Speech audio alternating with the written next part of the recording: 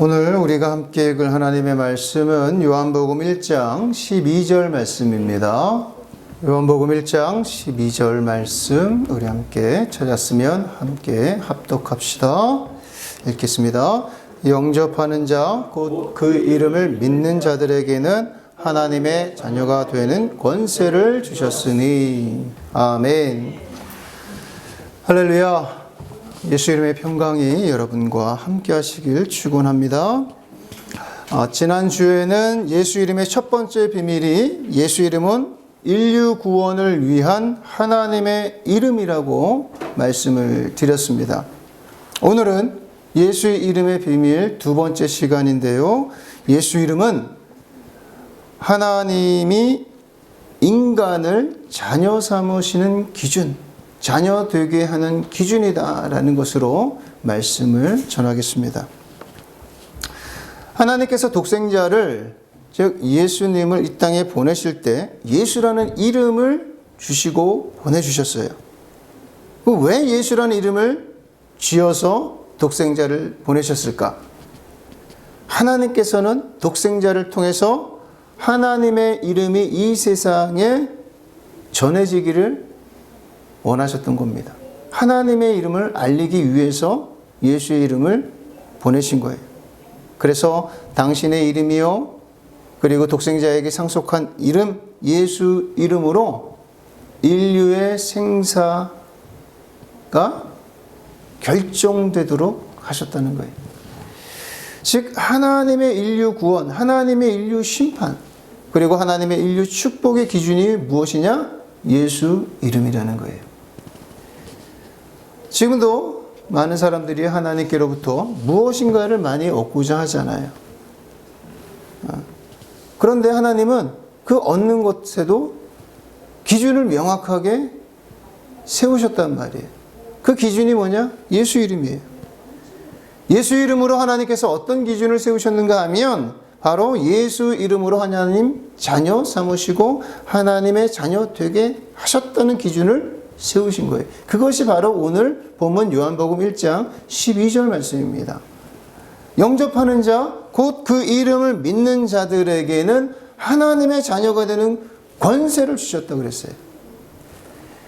영접해야 되고 그 이름을 믿어야 되고 그리고 하나님의 자녀가 되는 권세를 받아 누려야 되는 거예요. 여기서 영접하는 자, 우리가 지금 확인하고 넘어가야 될 부분이 이 부분들이에요. 영접하는 자를 헬라어 원문으로 보면은 그러나 그를 영접한 자예요. 하는 자가 아니라 이미 영접한 자예요. 그를 영접했다는 것은 누굽니까? 여기서의 그는 누구예요? 예수님이겠죠. 예수님을 영접한 자.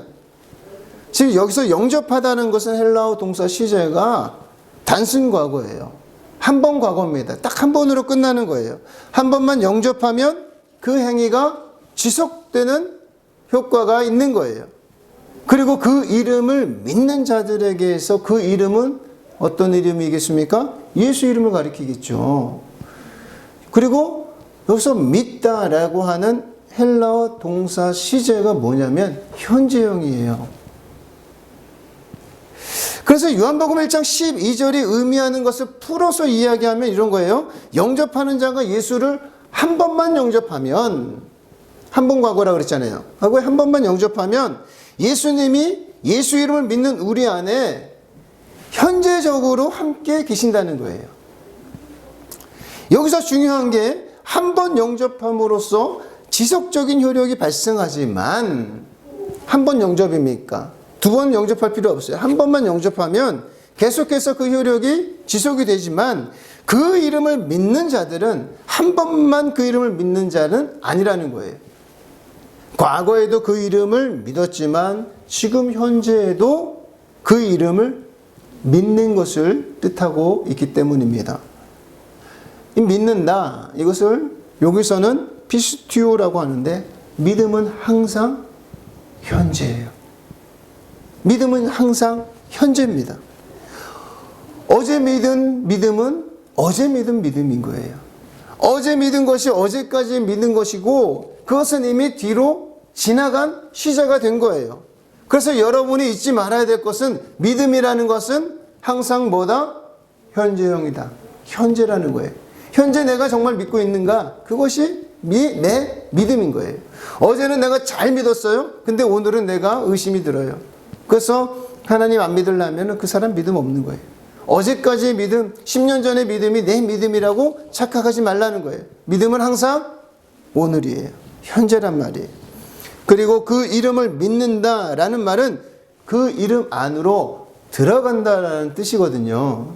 왜냐하면 여기서 헬라어 전치사 에이스라는 단어가 쓰였는데 이 에이스라는 단어는 안으로예요. 그러므로 그 이름을 믿는다는 것은 결국 그 이름 안으로 들어가는 것을 뜻합니다. 그 이름 안으로 매번 들어가는 거예요. 즉 하나님의 현재성 안으로 매번 매일마다 들어가는 것을 뜻해요. 즉 쉽게 이야기하자면 그 이름 안으로 들어가는 자만이 하나님의 자녀가 되는 것이고 하나님의 자녀의 권세를 받아 누린다는 겁니다. 그래서 예수님을 한번 영접한 자는 이제 이후로 어떠한 일을 계속해야 되는 거예요? 예수 이름을 자꾸 부르면서 그 안으로 들어가는 일을 해야 되는 거예요. 근데 그 이름 안으로 어떻게 들어가느냐? 그 이름을 믿는 것은 다 같은데, 즉 어떻게 믿어야 그 이름 안으로 들어가느냐? 바로 예수 이름을 부르는 것으로 그 이름 안으로 들어가는 거예요. 에이스 하는 거예요. 우리가 지난주에 빌립보서 2장 11절 말씀, 모든 입으로 예수 그리스도를 주라 시인하여 하나님 아버지께 영광을 돌리게 하셨느니라. 이 말씀을 가지고 우리가 확인했던 것처럼 우리의 혀로, 우리의 입술로 예수 이름을 소리내어 부르는 것, 그것이 누구에게 영광이 된다 그랬죠? 하나님 아버지께 영광이 된다 그랬어요. 우리의 입술을 가지고 소리내어 예수 이름을 부르면 그 이름 안으로 들어가는 것이 되고, 그렇게 되면 하나님께 영광이 되는 것이고, 그것이 바로 우리의 믿음이 된다라고 말씀을 드렸어요. 그렇게 우리가 믿게 되면, 예수를 믿게 되면 우리에게 주어지는 것이 뭡니까? 하나님 자녀가 되는 권세를 주신다는 거예요. 하나님의 자녀가 되는 권세를 주신다라고 하는 것을 헬라어로 에도켄 아우토이스 엑수시안 이렇게 되는데, 그는 주셨다예요. 그가 주셨다, 그들에게 무엇을? 권세를 주셨다예요. 그는 주셨다 해서 그는 누굴까요? 무엇을 주는 거예요? 하나님이 주신 거겠죠. 누구에게 주는 거예요? 우리에게, 그들에게 주는 거예요. 근데 그들이 어떤 이들입니까? 예수 이름을 부르는 그들에게 무엇을? 권세를 주셨다는 거예요. 그 이름을 믿는 자들에게 권세를 주신다는 거예요. 그 이름을 믿지 않는 자에게는 주지 않는 겁니다. 그래서 12절을 원문 그대로 해석해 보면, 풀어보면 이렇게 돼요. 그러나 그를 영접하는 자 누구든지 하나님의 자녀가 되도록 권세를 그들에게 주셨다. 그의 이름을 믿는 그들에게요. 이것을 우리 어순으로 풀어보면 이래요. 예수를 영접하는 자가 그 이름을 믿고 그 이름을 믿어서 그 이름 안으로 들어가면 하나님의 자녀가 되는 권세를 받는다라는 것입니다. 과거에 믿었다고 해가지고 하나님의 자녀가 되어서 자녀의 권세를 누리는 것이 아니에요. 이게 굉장히 중요한 말입니다. 부모님이 신앙생활 잘했다고 해서 그 신앙이 내 거가 되느냐? 그렇지 않다는 거예요. 부모님의 신앙은 부모님의 신앙인 것이고, 부모님의 믿음인 것이고, 지금 내 믿음이 중요한 거예요. 우리 조상들이 잘 믿어왔다고 해서 그 사람이 그 조상들의 믿음처럼 믿음의 사람이 되는 것입니까? 아니죠.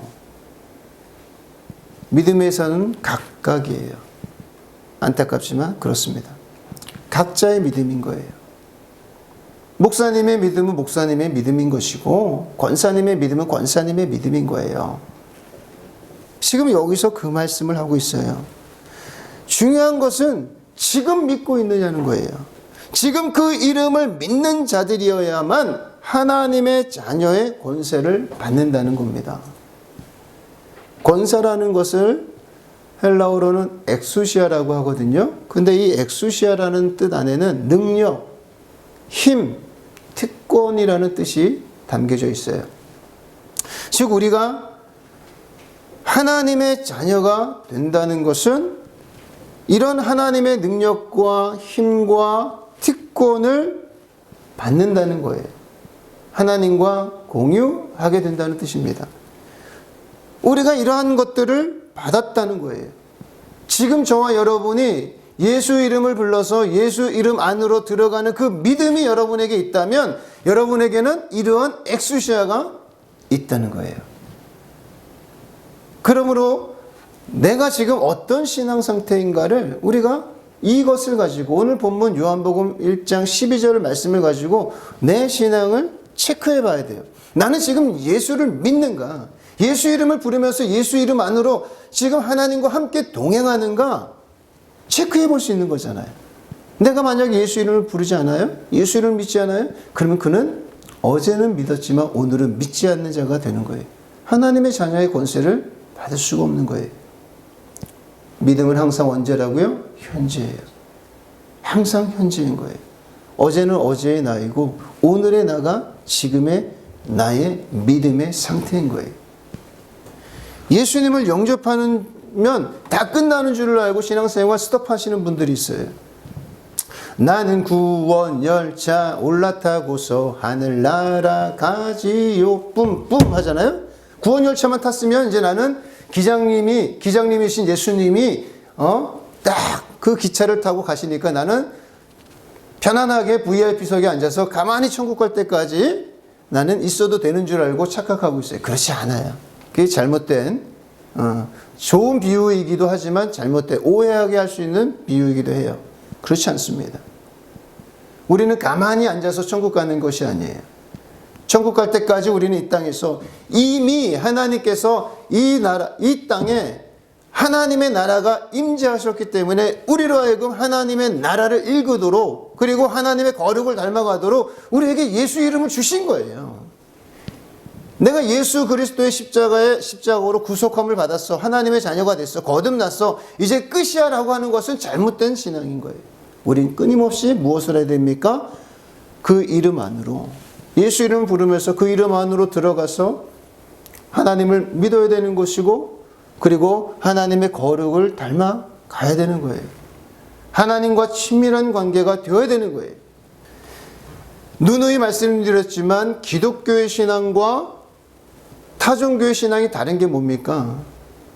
불교나 이슬람교나 타종교를 제가 폄훼하는 것이 아니에요. 그런데 비교하자면 그래요. 타종교에서의 절대 신들, 많은 신들이 있잖아요. 타종교에서 말하는 신과 우리 인간은 절대 가까워질 수가 없어요. 신은 신이고 우리는 우리예요. 근데 기독교에서 말씀하고 있는 신은 어떤 신입니까? 그 전능하신 하나님께서 이 땅에 직접 내려오셨잖아요. 직접 내려와서 우리를 어떻게 하신 겁니까? 친구 삼으시고 자녀 삼아주시고 아버지와 아들과 성령님이 하나가 되신 것처럼 우리도 그 자리에 초대해 주셨단 말이에요. 우리를 하나님과 동급으로 만들어서 자녀 삼아 주셔서 친밀한 관계를 만들어 주시고자 우리에게 예수 이름을 부르라고 하신 거예요. 죄가 뭡니까? 죄는 관계가 단절된 거잖아요. 누구와의 관계? 하나님과의 관계가 단절된 사건이 죄의 사건이잖아요. 그래서 죄는 돌이켜야 되는 거예요. 회개는 돌이키는 거예요. 누구에게로? 내가 하나님 없이 잘 된 줄 알고 나만 믿고 잘 혼자 나가던 길에서 돌이켜서 다시 하나님께로 돌아오게 하는 것이 회개란 말이에요. 저와 여러분이 예수 이름을 부르는 목적은 무엇이냐? 하나님께로 가까이 가는 거예요. 하나님 안으로 들어가는 거예요. 그래서 하나님께서 예수님께서 이 땅에 무엇을 남겨주셨습니까? 예수 이름을 남겨주시고 교회를 주신 거잖아요. 교회는 예수 이름을 부르는 자들의 공동체가 교회예요. 그 교회에서 무엇을 하라고? 예수 이름을 부르면서 하나님이 성부, 성자, 성령 하나님께서 친밀하게 교제하시는 것처럼 이 땅에서 이곳에서 교제하라는 거예요. 친밀한 관계를 맺으라는 거예요. 싸우지 말고 다투지 말고 서로의 부족한 것을 채워주면서 그렇게 하나님의 나라, 하나님의 공동체를 이곳에서 만들어 가라고 우리를 이곳에 불러 모아 주신 거예요. 단순히 예수 이름 불러서 복권 당첨되게 해주세요. 나 부자 되게 해주세요. 그것이 아니라 하나님 자녀의 권세가 뭡니까? 하나님 자녀의 권세, 특권이 뭐예요?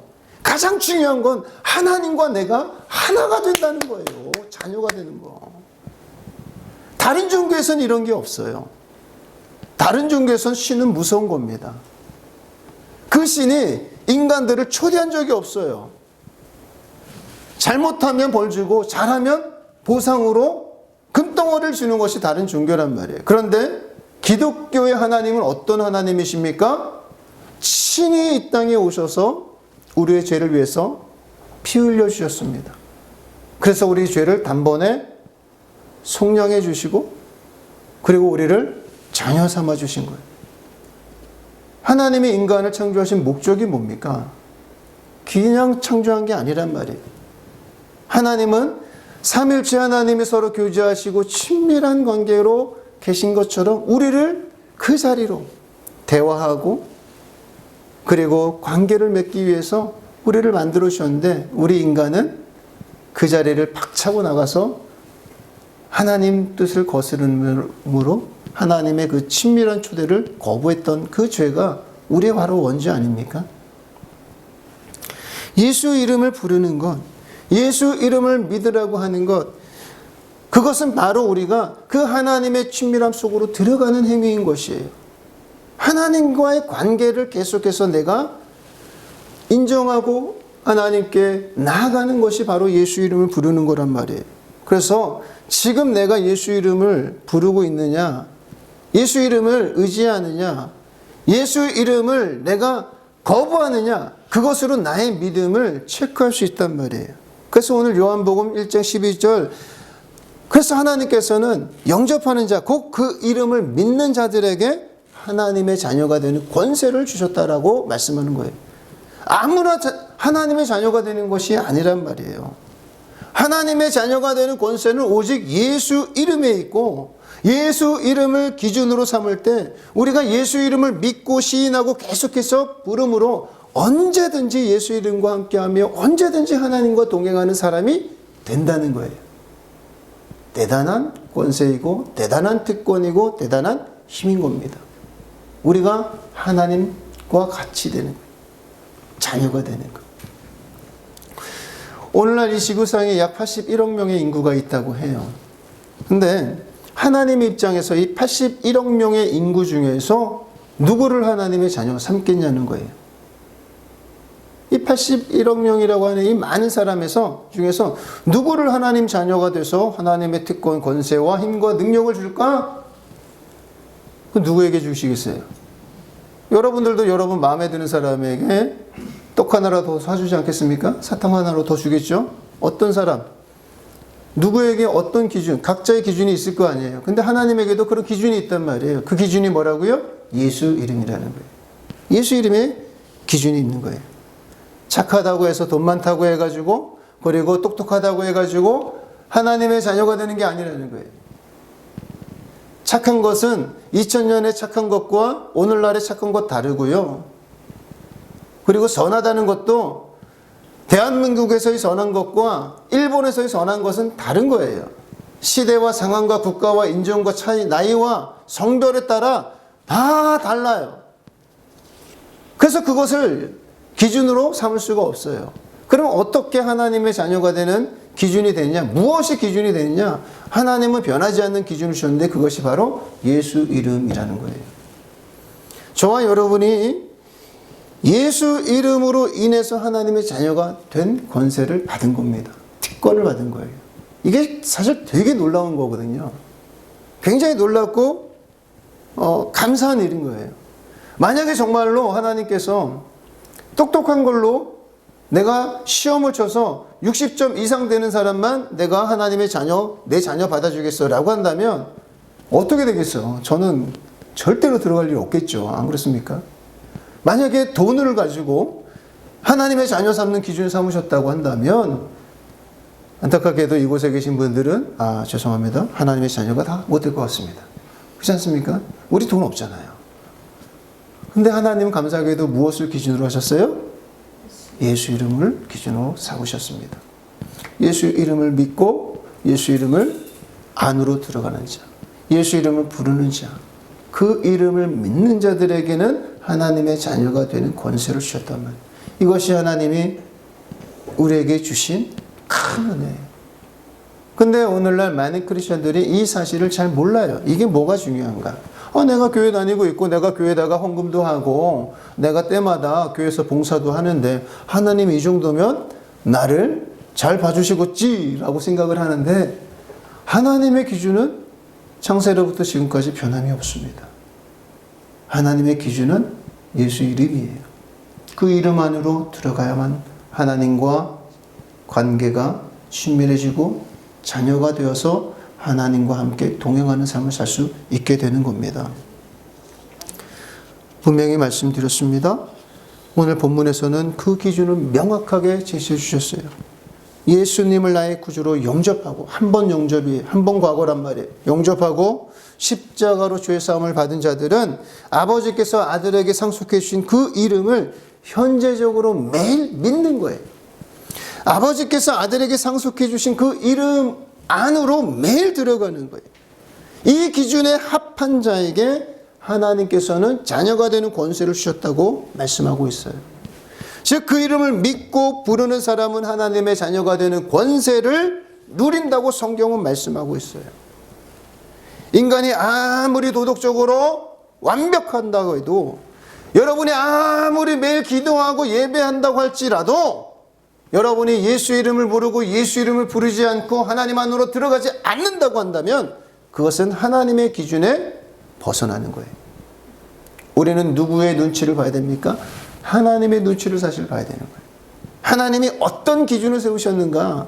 정말 여러분이 정말 하나님의 사랑받고 기도 응답받고 그리고 이 땅에서 하나님 아버지의 자녀답게 살고 싶다면 누구의 기준에 합당하게 맞춰 살아야 됩니까? 하나님 아버지의 기준에 맞춰 사는 거예요.